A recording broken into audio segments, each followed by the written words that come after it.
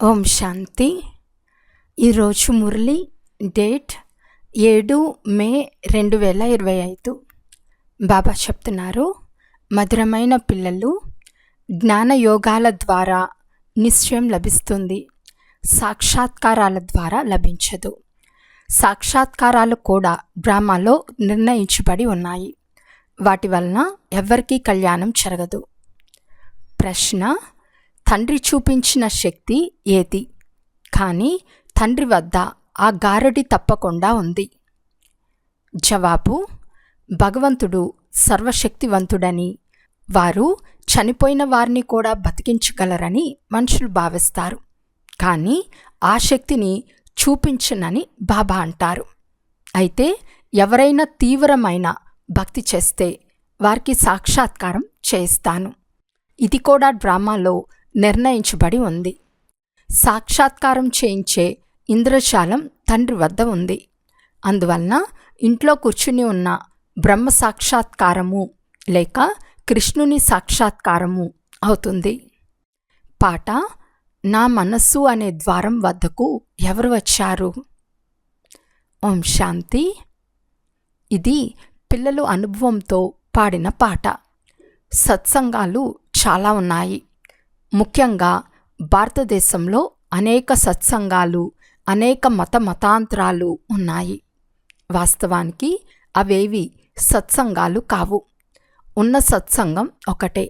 ఆ సత్సంగాలలో మీరు ఎవరైనా విద్వాంసులు, ఆచార్యులు, పండితులు ముఖాన్ని చూస్తారు. బుద్ధి వారి వైపుకు పోతుంది. కానీ ఇక్కడ ఇది విచిత్రమైన విషయం. ఈ సత్సంగం ఒక్కసారి మాత్రమే ఈ సంగం యుగంలోనే జరుగుతుంది. ఇది పూర్తిగా కొత్త విషయం. ఆ బేహద్దు తండ్రికి ఏ శరీరమూ లేదు. వారంటున్నారు, నేను మీ నిరాకార శివబాబాను. మీరు ఇతర సత్సంగాలకు వెళ్తే శరీరాలనే చూస్తారు. అక్కడ శాస్త్రాలు చదివి వినిపిస్తారు. అనేక విధాలైన శాస్త్రాలు ఉన్నాయి. వాటిని మీరు జన్మాంతరాలుగా వింటూ వచ్చారు. ఇది నూతన విషయం. ఓ నా అపురూపమైన పిల్లలు, ఓ నా శాలిగ్రాములు అని అనేది తండ్రియేనని ఆత్మ తన బుద్ధి ద్వారా గ్రహిస్తుంది. 5000 సంవత్సరాల క్రితం బాబా ఈ శరీరం ద్వారా చదివించారని పిల్లలైన మీకు తెలుసు.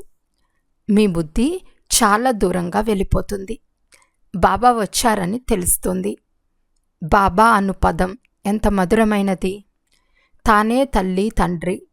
ఈ మాట ఎవరైనా వింటే వీరి మాతాపిత ఎవరు అని అడుగుతారు. వారు సాక్షాత్కారం చేయించినా అందులో కూడా వారు తికమక పడతారు. ఒకసారి బ్రహ్మను, మరోసారి కృష్ణుణ్ణి చూస్తారు. కనుక ఇదేమిటని ఆలోచిస్తూ ఉంటారు. చాలామందికి ఇంట్లో కూర్చుని ఉన్న బ్రహ్మ సాక్షాత్కారం కూడా జరుగుతూ ఉంటుంది. బ్రహ్మను ఎవరు ఎప్పుడూ పూజించరు. కృష్ణుడు మొదలైన వారిని పూజిస్తారు. బ్రహ్మను గురించి ఎవరికీ తెలియదు. ప్రజాపిత బ్రహ్మ అయితే ఇప్పుడు వచ్చారు. ఇతనే ప్రజాపిత. తండ్రి కూర్చుని అర్థం చేయిస్తున్నారు. ప్రపంచమంతా పతితంగా ఉంది. కనుక ఇతను కూడా చాలా జన్మల అంతిమంలో పతితమై ఉన్నాడు. పవిత్రులు ఒక్కరు కూడా లేరు. కనుక కుంభమేళాకు హరిద్వారంలో గంగా సాగరముల మేళాకు వెళ్తారు. అందులో స్నానం చేస్తే పావనంగా అవుతామని భావిస్తారు. కానీ ఈ నదులు పతితులను పావనంగా చేయవు. నదులు సాగరం నుండే వెలువడతాయి. వాస్తవానికి జ్ఞానగంగలు మీరే. గొప్పదనమంతా మీదే. జ్ఞానగంగలైన మీరు అన్ని చోట్ల నుండి వెలువడతారు. ఈ విషయాన్ని వారు బాణం వేస్తే గంగ వెలువడిందని చూపిస్తారు. బాణం వేసే మాటే లేదు. ఈ జ్ఞానగంగలు దేశాంతరాలకు వెళ్తారు. శివబాబా చెప్తున్నారు, నేను డ్రామా బంధనంలో బంధింపబడి ఉన్నాను. అందరి పాత్ర నిశ్చయమై ఉంది. నా పాత్ర కూడా నిశ్చితమే. భగవంతుడు చాలా శక్తివంతుడని, చనిపోయిన వారిని కూడా బతికిస్తారని కొంతమంది భావిస్తారు. ఈ మాటలన్నీ అసత్యాలు, వ్యర్థ ప్రలాపాలు. నేను వచ్చింది చదివించేందుకు అయితే ఏ శక్తిని చూపిస్తాను? సాక్షాత్కారం కూడా ఇంద్రశాలమే. నౌదా భక్తి చేస్తే నేను సాక్షాత్కారం చేయిస్తాను. ఖాళీ రూపాన్ని చూపిస్తారు, నూనెతో అభిషేకం చేస్తారు. అటువంటి ఖాళీ లేనే లేదు. కానీ చాలామంది నౌదా భక్తి చేస్తారు. వాస్తవానికి కాళిక అంటే జగదాంబ. కాళిక రూపం ఇలా లేదు. కానీ నౌదా భక్తి చేసినందున వారికి కూడా బాబా వారి భావానికి ఫలితమిస్తారు. కానీ నౌదా భక్తి చేసినందున వారికి కూడా బాబా వారి భావానికి ఫలితమిస్తారు. కామచిత్తుపై కూర్చున్నందున నల్లగా అయింది. ఇప్పుడు జ్ఞానచిత్తుపై కూర్చుని తెల్లగా అవుతుంది.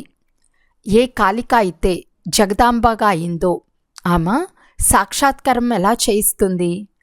ఆమె ఇప్పుడు చాలా జన్మల తర్వాత అంతిమ జన్మలో ఉంది. ఇప్పుడు దేవతలు లేనే లేరు. కనుక వారిప్పుడు సాక్షాత్కారం ఎలా చేయిస్తారు? తండ్రి అర్థం చేయిస్తున్నారు.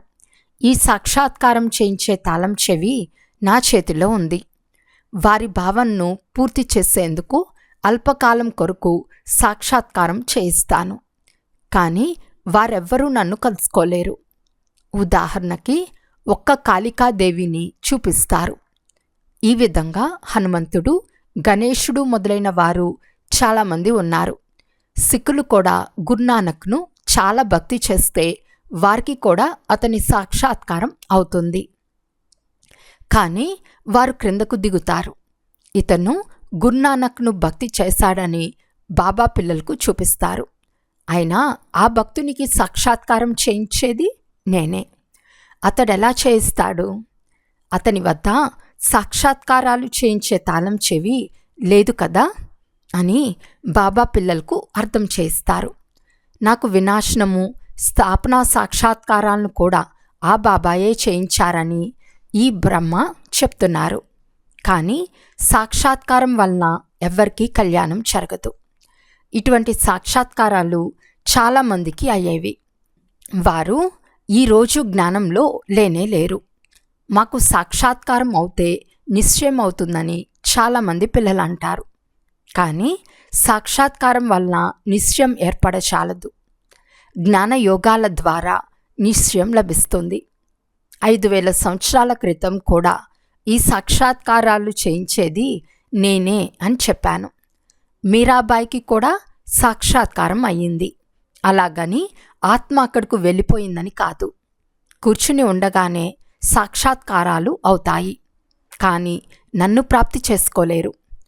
తండ్రి చెప్తున్నారు, ఏ విషయంలోనైనా సంశయం వస్తే నిమిత్తంగా ఉన్న బ్రాహ్మణులను అడగండి. పిల్లలు కూడా నెంబర్ వారుగా ఉన్నారని, నదులు కూడా నెంబర్ వారుగా ఉన్నాయని మీకు తెలుసు. కొన్ని చెరువులు కూడా ఉన్నాయి. అందులో చాలా మురికిగా దుర్వాసన గల నీరుంటుంది. అక్కడికి కూడా మనుషులు భక్తి భావంతో వెళ్తారు. అది భక్తి మార్గంలోని గుడ్డి నమ్మకం. ఎప్పుడూ ఎవరిని భక్తి నుండి విడిపించరాదు. జ్ఞానంలోకి వస్తే భక్తి దానంతా అదే వదిలిపోతుంది. బాబా కూడా నారాయణుని భక్తుడిగా ఉండేవాడు. చిత్రంలో లక్ష్మీ దాసి వలె నారాయణుని పాదములు ఒత్తటం ఈ బాబాకు నచ్చలేదు. సత్యుగంలో అలా జరగదు. కనుక ఒక్క చిత్రకారిని పిలిచి లక్ష్మిని ఈ దాసీతనం నుండి విడుదల చేయించమని చెప్పాడు. అప్పటికి బాబా ఇంకా భక్తుడే. జ్ఞానం అస్సలు లేనే లేదు. నిషాన్కి అందరూ భక్తులే. బాబా పిల్లలైన మనం అధికారులము. పిల్లలను బ్రహ్మాండానికి కూడా యజమానులుగా చేస్తారు. మీకు రాజ్య భాగ్యంను ఇస్తానని చెప్తున్నారు. ఇటువంటి తండ్రిని ఎప్పుడైనా చూసారా? ఆ తండ్రిని పూర్తిగా స్మృతి చేయాలి. వారిని మీరు ఈ కన్నులతో చూడలేరు. వారితో యోగం చేయాలి. జ్ఞానయోగాలు చాలా సులభం. బీజము వృక్షంను తెలుసుకోవాలి. మీరు నిరాకార వృక్షం నుండి సాకార వృక్షంలోకి వచ్చారు. బాబా సాక్షాత్కారాల రహస్యాన్ని కూడా అర్థం చేయించారు. వృక్ష రహస్యాన్ని కూడా అర్థం చేయించారు. కర్మ, వికర్మ, అకర్మల గతిని గురించిన రహస్యాన్ని కూడా బాబా అర్థం చేయించారు. తండ్రి, టీచర్, సద్గురు ముగ్గురు నుండి శిక్షణ లభిస్తుంది. ఇప్పుడు బాబా చెప్తున్నారు, ఇప్పుడు నేను మీకు ఎటువంటి శిక్షణను ఇచ్చి ఎటువంటి కర్మలు చేయటం నేర్పిస్తాను అంటే వాటి వలన మీరు 21 జన్మలు సదా సుఖంగా ఉంటారు. టీచరు శిక్షణనిస్తాడు కదా, గురువులు కూడా పవిత్రంగా ఉండేందుకు శిక్షణనిస్తారు లేక కథలు వినిపిస్తారు. కానీ అక్కడ దారుణ బొత్తిగా జరగదు. ఇక్కడ తండ్రి చెప్తున్నారు, అంతిమతే సోగతి అవుతుంది. మనుషులు మరణించినప్పుడు రామా రామా అని అంటే బుద్ధి ఆ వైపు పోతుందని అంటారు. ఇప్పుడు తండ్రి చెప్తున్నారు, మీకిప్పుడు సాకారంతో యోగం తొలగిపోయింది. ఇప్పుడు నేను మీకు చాలా మంచి కర్మలు చేయటం నేర్పిస్తాను. శ్రీకృష్ణుని చిత్రాన్ని చూడండి. పాత ప్రపంచాన్ని కాలితో తన్ని నూతన ప్రపంచంలోకి వెళ్తాడు. మీరు కూడా పాత ప్రపంచాన్ని కాళ్ళతో తన్ని కొత్త ప్రపంచంలోకి వెళ్తారు. కనుక మీ కాళ్ళు నరకం వైపు, ముఖం స్వర్గం వైపు ఉంది. శ్మశానంలోకి పోవినప్పుడు శవాలు ముఖం ఆ వైపు తిప్పుతారు, కాళ్లను వెనుక వైపుకు తిప్పుతారు. ఈ చిత్రం కూడా అలా తయారు చేయబడింది. మమ్మా బాబా మరియు పిల్లలైన మీరు ఉన్నారు. మీరు మమ్మా బాబాలను అనుసరించాల్సి ఉంటుంది. అప్పుడు వారి సింహాసనంపై కూర్చోగలరు. రాజు సంతానాన్ని రాకుమార రాకుమారీలని అంటారు కదా. భవిష్యత్తులో మనం రాకుమార రాకుమారీలుగా అవుతామని మీకు తెలుసు. మీకు ఇటువంటి కర్మలు నేర్పించే తండ్రి, టీచర్, గురువులు ఎవరైనా ఉన్నారా? వాటి వలన మీరు సదాకాలం సుఖంగా ఉంటారు. ఇది శివబాబా ఇచ్చిన వరం. వారు ఆశీర్వదిస్తారు. మనపై వారి కృప ఉందని కాదు. కేవలం నోటి మాటతో ఏమీ జరగదు. మీరు నేర్చుకోవలసి వస్తుంది. కేవలం ఆశీర్వాదాలతో మీరు తయారవ్వలేరు. వారి మతంను అనుసరించాలి. జ్ఞానయోగాలను ధారణ చేయాలి. తండ్రి అర్థం చేయిస్తున్నారు. నోటి నుండి రామా రామా అన్న శబ్దమైతే వస్తుంది. మీరు వాచ నుండి అతీతంగా వెళ్ళాలి. నిశ్శబ్దంగా ఉండాలి. మంచి మంచి నాటకాలు కూడా తయారవుతాయి. చదువురాని వారిని తెలివిహీనులని అంటారు. ఇప్పుడు అందర్నీ మర్చిపోయి మీరు పూర్తి బుద్ధులుగా అవ్వండి. నేనిచ్చే మతంను అనుసరించండి. పరంధామంలో ఆత్మలైన మీరంతా శరీరాలు లేకుండా ఉంటారు. ఇక్కడికి వచ్చిన తర్వాత శరీరాలు తీసుకుంటారు. అప్పుడు జీవాత్మలని అంటారు. నేను ఒక శరీరాన్ని వదిలి మరొక శరీరం తీసుకుంటానని ఆత్మ చెప్తుంది. నేను మీకు ఫస్ట్ క్లాస్ కర్మలు నేర్పిస్తాను. టీచర్ చదివిస్తారు. ఇందులో శక్తిని చూపించే మాటే లేదు. సాక్షాత్కారం చేయిస్తారు. దీనిని ఇంద్రజాలమని అంటారు. మనుషుల నుండి దేవతలుగా చేసే ఇంద్రజాలంను ఎవ్వరూ చేయలేరు. బాబా వ్యాపారి కూడా. పాతవి తీసుకుని కొత్తవి ఇస్తారు. దీనిని పాత ఇనుప పాత్ర అని అంటారు. దీనికి ఎలాంటి విలువ లేదు. ఈ రోజుల్లో రాగి నాణ్యాలు కూడా ముద్రించటం లేదు. అక్కడైతే బంగారు నాణ్యాలు ఉంటాయి. అద్భుతం కదా. ఎలా ఉండేది ఎలా అయిపోయింది. తండ్రి చెప్తున్నారు, నేను మీకు నెంబర్ 1 కర్మలు నేర్పిస్తాను. మన్మనా భవగా అయిపోండి. తర్వాత చదువుకోవాలి. ఈ చదువు ద్వారా స్వర్గంలో రాకుమారులుగా అవుతారు. ఇప్పుడు ప్రాయలోపమైన దేవతా ధర్మం మళ్ళీ స్థాపన అవుతుంది. మనుషులు మీరు చెప్పే కొత్త విషయాలు విని ఆశ్చర్యపడతారు.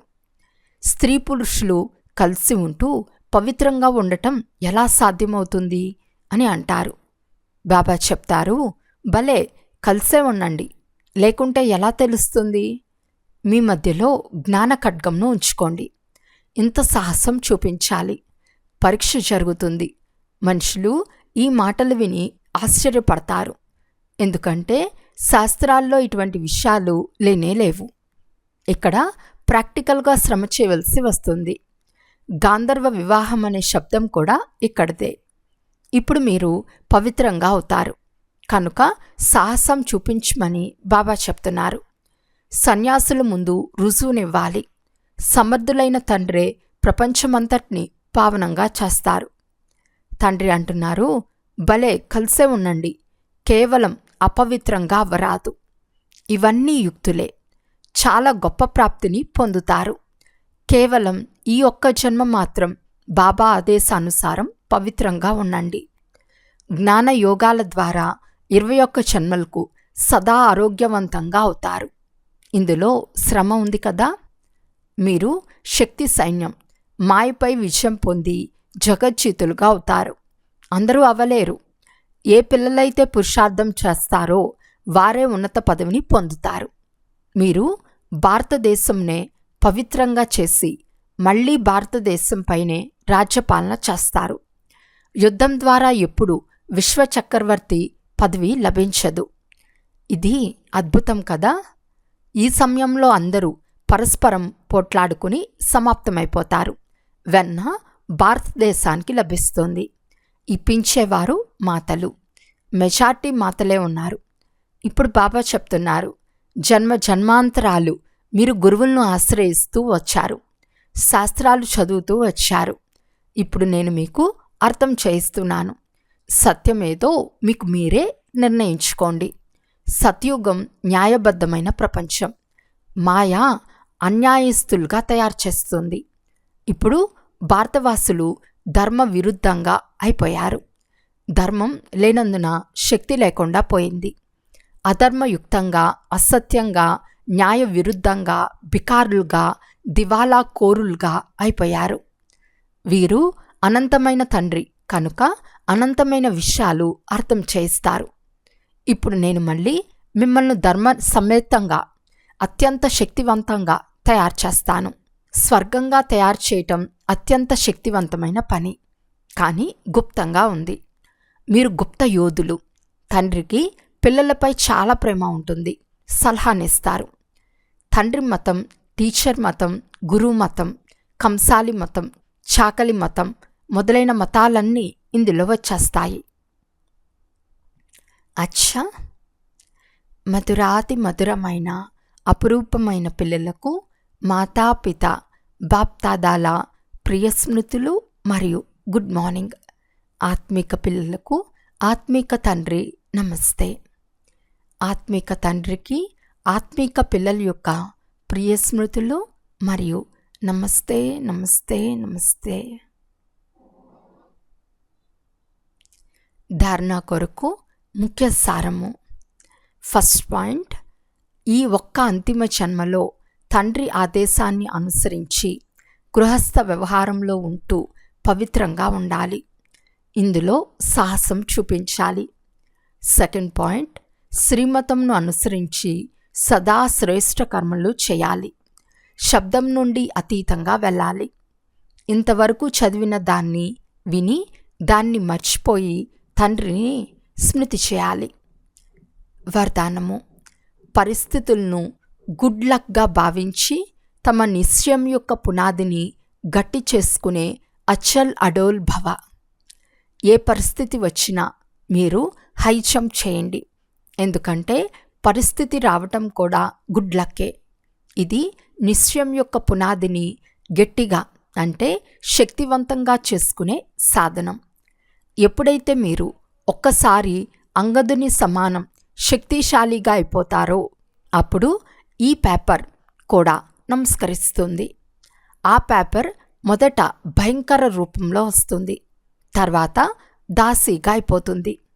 మేము మహావీరులమని ఛాలెంజ్ చేయండి. ఎలాగైతే నీటిపై గీత నిలబడలేదో అలా మాస్టర్ సాగరంపై ఏ పరిస్థితి కూడా దాడి చేయలేదు. స్వాస్థితిలో ఉండటం ద్వారా అచల్ అడోల్గా అయిపోతారు. స్లోగన్. పాత సంస్కారాన్ని వీడ్కోలివ్వటంతో పాటు చేదుతనానికి కూడా వీడ్కోలివ్వండి. అవ్యక్త సూచన. ఆత్మిక రాయల్టీ మరియు పవిత్రతా పర్సనాలిటీని ధారణ చేయండి. ఒకవేళ వర్దాత మరియు వర్దాని ఇరువురి సంబంధం సమీపత మరియు స్నేహం యొక్క ఆధారంతో నిరంతరం మరియు సదా కంబైన్ రూపంలో ఉంటే పవిత్రత యొక్క ఛత్రఛాయ స్వతహాగానే ఉంటుంది. ఎక్కడైతే సర్వశక్తివంతుడైన తండ్రి ఉంటారో అక్కడ అపవిత్రత స్వప్నంలో కూడా రాచాలదు. ఒంటరిగా ఉన్నారంటే అపవిత్రత యొక్క సౌభాగ్యం వెళ్ళిపోతుంది. అచ్చా.